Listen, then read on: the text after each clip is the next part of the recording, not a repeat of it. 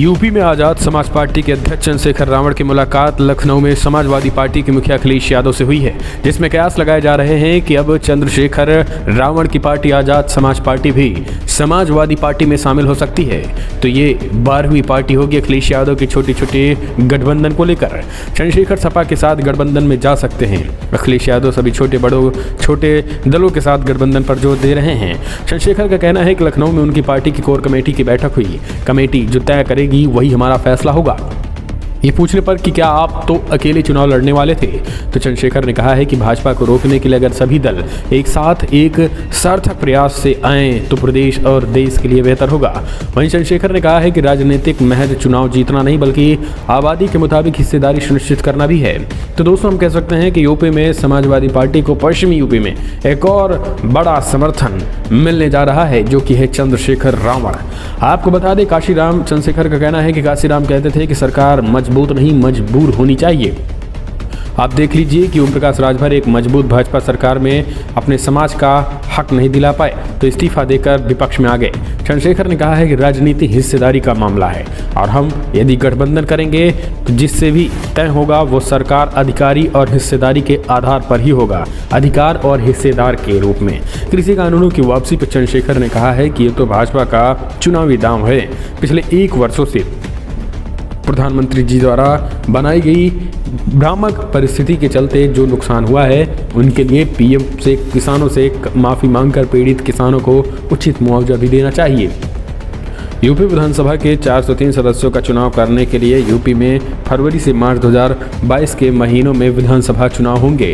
तो दोस्तों, आपको बता दें कि इससे पहले सबसे बड़ी पार्टी के रूप में बात करें तो आरएलडी से गठबंधन हुआ है। आरएलडी के बाद राजभर मिले, राजभर के बाद आप भी मिल रही है और आपके बाद सारी पार्टियां, छोटी छोटी जो पार्टियां हैं उन सब के साथ अखिलेश यादव गठबंधन कर रहे हैं। ऐसे में चंद्रशेखर रावण को गठबंधन करके कहीं ना कहीं मायावती का एक विकल्प जो है वो दमदारी तरीके से यूपी में मायावती के विकल्प के रूप में चंद्रशेखर को देखा जा रहा है। तो ये एक तरीके से बड़ा झटका साबित होगा कहीं ना कहीं मायावती के लिए भी और भारतीय जनता पार्टी के लिए। पश्चिमी यूपी में फिर अखिलेश यादव का लगभग पूरा का पूरा जो है जोर वो कहीं ना कहीं जीत की तरफ होगा, क्योंकि अब जो है दलित वोटरों में भी ये होने लगा है कि मायावती इस बार लड़ाई में नहीं है। ऐसे में लड़ाई में जो होगा उसी को वोट किया जाएगा। तो ये अखिलेश यादव के लिए फ़ायदा हो सकता है। हालांकि मुलाकात को लेकर क्या कुछ कहा है आज चंद्रशेखर रावण। चुनाव है, जनता तय करती है। अगर 51% युवा अपने अधिकारों के लिए एक युवा के साथ खड़ा हो गया तो उत्तर प्रदेश में वो राजनीतिक परिवर्तन होगा जो अभी नहीं हुआ है। जी देखिए, हम बहुजन हिताय बहुजन सुखाय की राजनीति को सिद्धांत को फॉलो करते हैं। काशीराम साहब का जो सिद्धांत है उसको फॉलो करते हैं। मैं समझता हूं कि गठबंधन कॉमन मिनिमम प्रोग्राम और हिस्सेदारी पे होगा। कि मैं पिछले गठबंधन के आपके सामने चर्चा कर देता हूं। हमारे साथी ओम प्रकाश राजभर जी, अब वो मोर्चा बना हुआ था ना, भागीदार संकल्प मोर्चा, उसमें भी मेरी उनसे भी कई मीटिंग हुई। तो गठबंधन तो नहीं हुआ, लेकिन मैंने पिछली बार का उनका एक अनुभव देखा कि वो भारतीय जनता पार्टी के साथ गए और कैबिनेट मिनिस्टर बनाए गए, लेकिन अपनी एक मांग के लिए वो बेचारे मैदान में आए। तो अंत जब सरकार में जिनकी सरकार थी, जिनकी जो मेजोरिटी में थे, जो मुख्यमंत्री, उन्होंने काम नहीं किया तो अंत उन्हें छोड़ना पड़ा। तो फिर विपक्ष हो गए। तो मैं हिस्सेदारी चाहता हूँ और पावर शेयरिंग चाहता हूँ कि हमारे लोगों के हाथ में पावर आए। वरना प्रयागराज हुआ तो मैं किस डीएम एसएसपी कहूँगा कि भाई वहाँ उन पर कार्रवाई कर दो, जब तक मुख्यमंत्री नहीं चाहेंगे। तो हम अपनी हिस्सेदारी चाहते हैं। 22% जो है दलित शेड्यूल कास्ट के लोग यहाँ रहते हैं, लेकिन हम बहुजन समाज को रिप्रेजेंट करते हैं। तो 85% बहुजन समाज के लोगों की समस्या है, उन पे हम लड़ना चाहते हैं। तो उनके हितों की रक्षा के लिए उनका प्रतिनिधित्व, जो भी समान विचारधारा के दल हैं जिसमें बीजेपी नहीं है, स्पष्ट रूप से ये आप मेरी कमजोरी समझिए, ताकत, कि मैं किसी भी कीमत पे बीजेपी के साथ नहीं जाऊंगा। मैंने पहले भी एक बड़े इंटरव्यू में कहा, जब मुझसे पूछा गया कि अगर बीजेपी की सरकार बनाने के लिए आपकी सीटों की जरूरत पड़ जाए, वो आपको चीफ मिनिस्टर बना रहे तो आप क्या करोगे? तो मैंने कहा कि अगर वो प्राइम मिनिस्टर भी बनाएंगे तो नहीं जाऊंगा, क्योंकि मुझे इस देश से प्यार है। मैं ये नहीं कह सकता कि आज़ादी 2014 में मिली। आज़ादी के लिए लाखों लोगों ने कुर्बानियाँ दी, बलिदान दिए और हंसते हंसते फांसी के फंदे कबूल किए। एक युवा होने के नाते, इस देश का प्रथम और अंतिम भारतीय होने के नाते, बाबा साहब अम्बेडकर का बेटा होने के नाते, मैं ऐसी बेवकूफ़ी वाली बातें नहीं कहूँगा। मुझे विश्वास के साथ कहना चाहिए, ये मुल्क हमारा, ये देश हमारा है और हर व्यक्ति का खून इस मिट्टी में शामिल है।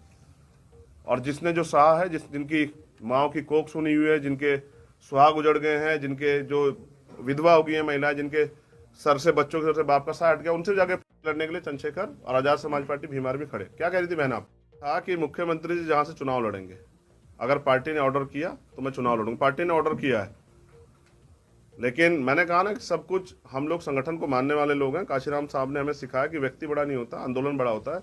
तो जैसा पार्टी गाइडलाइन में अगर तय किया गया तो मैं लड़ूंगा, लेकिन मैं तय कर रहा हूं कि मुख्यमंत्री जी सीट नहीं खोल रहे हो, कहाँ लड़ने वाले। चंद्रशेखर जी, प्रयागराज में दलित 4 दलितों का हत्या हुआ, क्या आप उनसे मुलाकात की है? जी, हमारी टीम पहले दिन से वहां लगी हुई है और उसमें मुकदमा भी दर्ज हुआ है, लेकिन तकलीफ इस बात की है कि मुख्यमंत्री या सरकार के लोगों को महसूस नहीं हुआ कुछ हुआ है।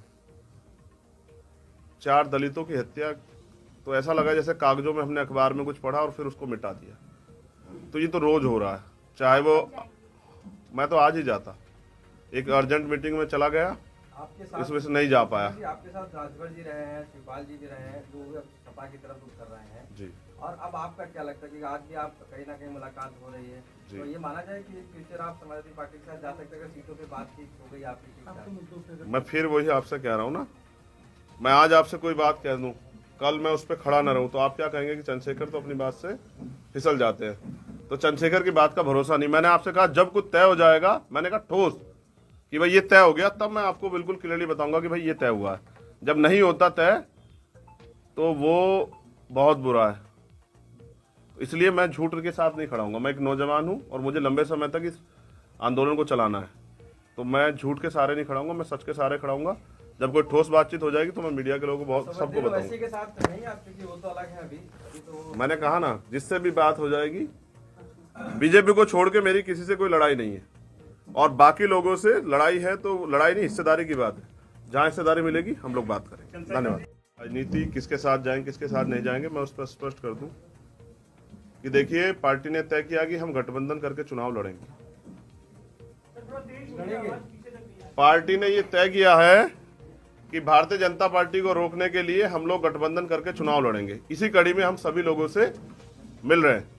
अब मुलाकातें तो पहले भी, आप एक बिल्कुल काशीराम साहब का एक सिद्धांत है, जिनसे संघर्ष होता है उनसे समझौता नहीं होता, जिनसे समझौता उनसे संघर्ष नहीं होता। तो नंबर्स तो एक इतनी छोटी सी कड़ी है ना, जब आप भाजपा को रोकने के लिए जाते हैं तो नंबर्स पे नहीं लड़ते हैं, लड़ाई कुछ और है। सर, कुछ भौगोलिक हिस्सा आपने सोचा है कि वेस्ट में आपकी पकड़ है, उसके हिसाब से डिमांड करेंगे, किस तरीके से? मतलब 2 चीजें मीडिया के लोगों को बदलनी चाहिए। मीडिया के लोगों को मेरा एक पैमाना है नापने के लिए कि आप वो जगह और जिला तय करें जिसमें आप बताएं कि यहाँ आपकी पकड़ नहीं है।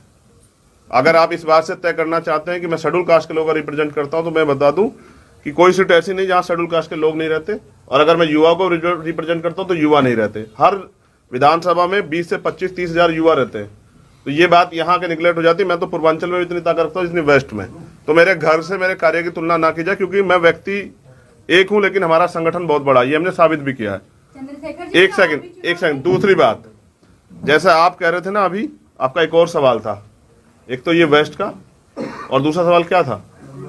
सीट के नंबर नहीं, मैं समझता हूं कि मीडिया के लोग लगातार हमेशा मुझसे कहते हैं कि दलितों के बारे में पूछते रहते हैं, तो मैं दलित नहीं, मैं बहुजन की बात करता हूं। तो आप, मेरा आपसे अनुरोध है कि मुझे दलित नेता कहना बंद करें।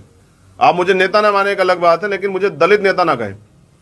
मुझे आप इस देश का एक नागरिक कहें बहुत है, लेकिन मेरे कार्य का अपमान ना कहें दलित नेता कह के। मैं बहुजन समाज की आइडियोलॉजी को फॉलो करता हूं, मैं बहुजन हूं।